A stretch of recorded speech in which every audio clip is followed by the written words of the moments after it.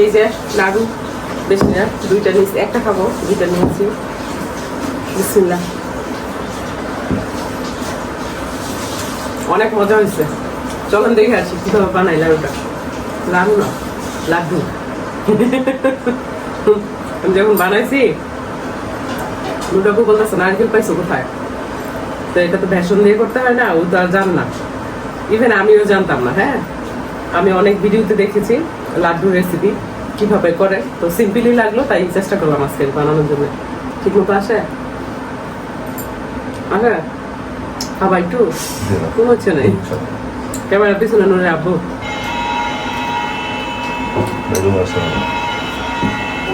দেখো কেমন হচ্ছে লাড্ডু। গামলা তুলে নিয়ে নাও। কি দেখো পানি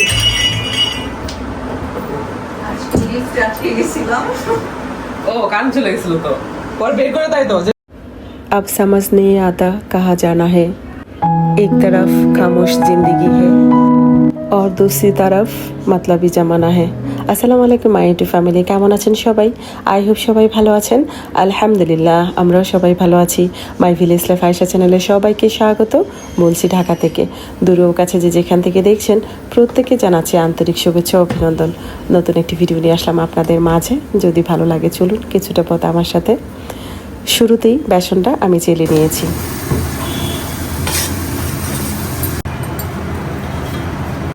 তো এই তো দেখুন পরপর অল্প অল্প করে পানি দিয়ে ব্যাটারটা সুন্দর করে গুলিয়ে নিব। একদম সিম্পলি সাদাসিধে একটি রেসিপি। লাড্ডুটা বানাতে গেলে অনেকটা সময় মোটামুটি লাগবে স্টেপ বাই স্টেপ, তাই ভাবলাম পাশাপাশি মুরগি গোস্তটাও রান্না করে নেই। নর্মাল তেলের সাথে অল্প একটু ঘি আমি দিয়েছি, আপনারা চাইলে স্কিপ করতে পারেন, এটা একদমই অপশনাল। তো ঘিটা দিলে স্মেলটা ভালো আসে, দ্যাটস ইট। বন্ধুরা আমি যেহেতু আজকে প্রথম বানাচ্ছি তো একটু ভুল আমার হয়েছে, সেটা হলো ডিরেক্ট আমি ব্লেন্ডার মেশিনের ওপর রেখে দিয়েছি ভেজে। আপনারা আলাদা একটা পাত্রে রাখবেন, তার নিচে টিস্যু দিলে আরও বেশি বেটার হয়, যেন এক্সট্রা যে অয়েলটা সেটা চুষে নিতে পারে। যে কোনো নতুন সৃষ্টি করতে গেলে একটু তো প্রবলেম হবেই, তার মধ্যে ছোটোখাটো কিছু ভুল আমার হয়েছে, খুব একটা বেশি না। আর তার পাশাপাশি ছ্যাঁকাও দু একটা খেয়েছি। আমি সবসময় কোনো কিছু করতে গেলে কিছু না কিছু ছ্যাঁকা আমি খাবো, এটা হয়তো আমার একটা উপহার বলতে পারেন। মাশাআল্লাহ আমি কিন্তু এই পর্যায়ে ব্লেন্ডটা করে নিয়েছি। আমার কাছে এক্সট্রা যেই ব্যাটারটা ছিল সেটা দিয়ে অল্প একটু পেঁয়াজু করে নিয়েছি, যেন বাচ্চা সহ আমার হাজব্যান্ড একটু ঠান্ডা থাকতে পারে। মাঝে মাঝে হালকা কিছু ক্ষুদায় হালকা একটু ডিমান্ড তো থাকেই, তো ওরা চাওয়ার আগেই আমি দেওয়ার চেষ্টা করি বরাবরের মতো। জানি না কতটা পারি আমি, তবে মাঝে মাঝে যদি আমি অসুস্থতার কারণে বা কোনো কারণে স্কিপ হয়, তখন ওদের মুড দেখে মনে হয় আমি জীবনে কখনোই ওদের এই সারপ্রাইজগুলো দিইনি। এবার আসি বান্ধবী ললিতা, তুমি কিন্তু একদম আত্মহারা হয়ে যাও না যে তোমার তাবিজের পাওয়ার মনে হয় শেষ হয়ে গেছে। আসলে হয়নি, এখনও আছে। কারণ 10 মিনিটও নুরুর আব্বুর সাথে বসে আমি এক জায়গায় কথা বলতে পারি না, ঝগড়া হয়ে যায়। সো এখন স্কিপ থাকো, তাবিজটা আবার কয়েকদিন পরে করো কেমন। তো এই পর্যায়ে এসে বন্ধুরা ফ্রাই প্যানের মধ্যে আমি এক বাটি চিনি দিয়ে দিয়েছি, সেই পরিমাণ এক বাটি পানিও দিয়েছি, সাথে একটু সৌন্দর্যের জন্য একটু কালারও মেরে দিয়েছি। 2টা এলাচ দিয়েছি যেন স্মেলটা ভালো আসে। এই পর্যায়ে এসে একটু ঘিও দিয়ে দিব যেন স্মেলটা আরও ভালো আসে। ঘি বরাবরের মতো আমার ভালো লাগে, আমি কিন্তু শুধু শুধু ঘি খেয়ে থাকি। আমার অবশ্য হজম হয়, কারণ আমার নাড়টা কুকুরের না। সরি, যাকে বলেছি সে হয়তো বুঝতে পারবে, তবে এটা কথার কথা, মন থেকে না। তো এই পর্যায়ে এসে চিন্তা করলাম যেহেতু গরম আছে, গরম গরম বানাতে হবে, তো একা বানালে তো চলবে না, সবার হেল্প আমি নেই। মধ্য কথা, সবাইকে আমি কাজে লাগাবো, এটা হলো কথা। যেহেতু ওরা কাজ করতে সেভাবে ভালোবাসে না, তাই মাঝে মাঝে আমি ডাকি শখের বসে একটু আনন্দ করে কাজ করতে। এই কাজগুলো যে আমি পারবো না তা কিন্তু না, আমি চাচ্ছি ওরাও কাজগুলো করুক। মাশাআল্লাহ এতগুলো লাড্ডু আমার তৈরি হয়ে গেল। কেমন হয়েছে দেখেন তো লাড্ডুগুলো।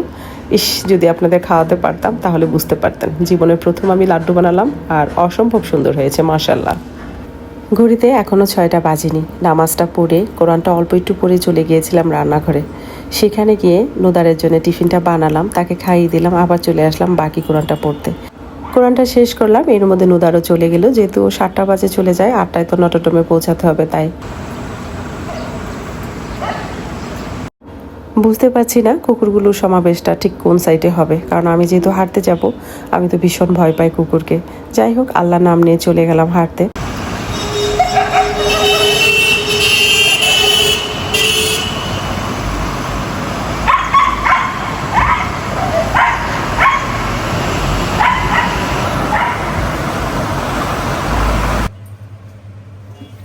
যেসব আপুরা হাজব্যান্ডদের কষ্ট বুঝেন না তারা মাঝে মাঝে বাজার করবেন, তাহলে হাজব্যান্ডদের কষ্টটা আসলে বুঝবেন, টাকাটা কত কষ্ট করে ইনকাম করে আর যে সদাইয়ের দাম, দ্রব্যমূল্যের দাম কিভাবে তারা আসলে ম্যানেজ করে।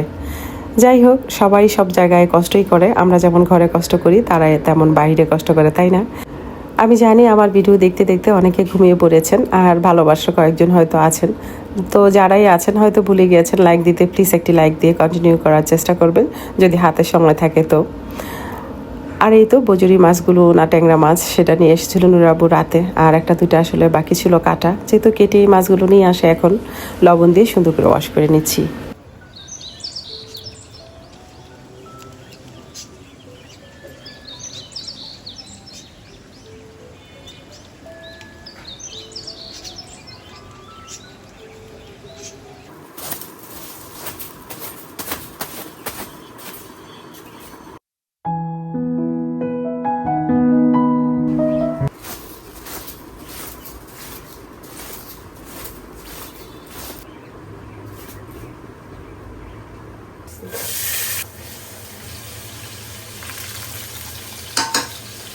প্রথমেই ট্যাংরা মাছগুলো আমি রান্না করে নেব, কষিয়ে সুন্দর করে, সেখানে পেঁয়াজ, টমেটো, হলুদ, লবণ, মরিচ, মাঝে মাঝে আদা রসুন পেস্টও দিয়ে থাকি, বাট আজকে দিব না, আজকে কাচকি মাছ রান্না করব, সেখানে আদা রসুন পেস্ট দিব।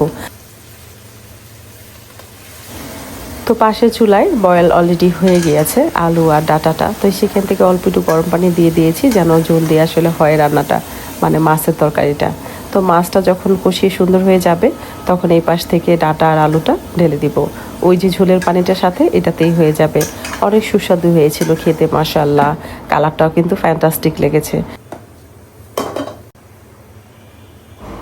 তো এখন একটা কড়াইতে বসিয়ে দিচ্ছি আমি শাক, তার আগে তেল দিয়ে নিয়ে যাব ওই পাশে তরকারিটার কাছে, আর এই সিদ্ধ করা আলু আর ডাটা ঢেলে দিলাম। পাশাপাশি রান্নাটা করে নিচ্ছি একটার পরে একটা।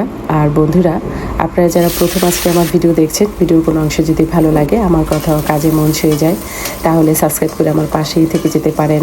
আমি এখানে শাক রান্না করার জন্যে সাধারণভাবে যেটা থাকে সেটাই দিয়েছি, পেঁয়াজের সাথে রসুন দিয়েছি, তবে আজকে রসুনটা থেতো করে বা কেটে কুচি করে দিইনি, আস্তভাবে দিয়েছি।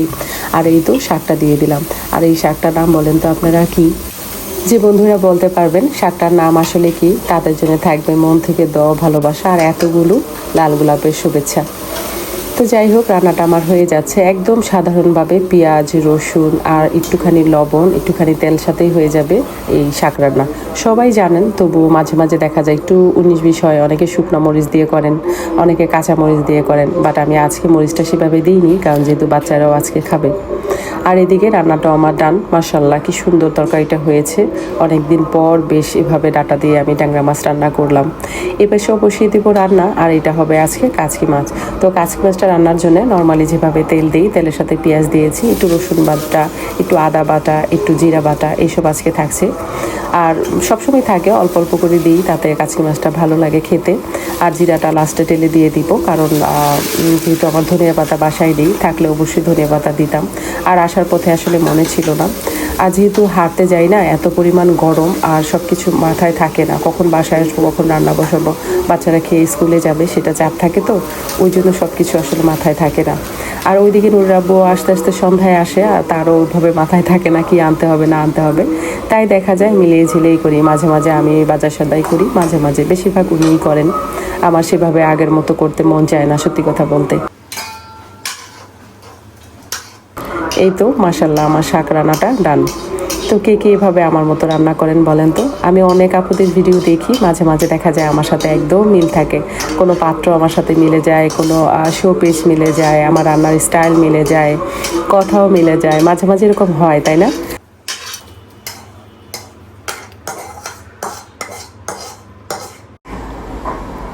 তো এখানে এই তো কাচকি, ডাটা, আলু দিয়ে ট্যাংরা মাছ, আর তো শাক, মাশাআল্লাহ, খেতে কিন্তু অসাধারণ হয়েছে। একটু খেয়ে দেখে নিলাম। তো বন্ধুরা, আমার ভিডিও যদি আপনাদের ভালো লেগে থাকে তাহলে অবশ্যই লাইক করবেন, শেয়ার করবেন, পাশে থাকা বেল আইকনটি ক্লিক করে দিবেন যেন নেক্সট ভিডিও পোস্ট করার সাথে সাথে নোটিফিকেশনটি পেয়ে যান। ভালো থাকবেন, সুস্থ থাকবেন, নিরাপদে থাকবেন, পরিবারকে সময় দিবেন, আর হ্যাঁ, অবশ্যই অবশ্যই পজিটিভ থাকবেন। আজকের মতো এখানেই রাখছি, দেখা হবে নতুন কোনো ভিডিওতে। আল্লাহ হাফেজ।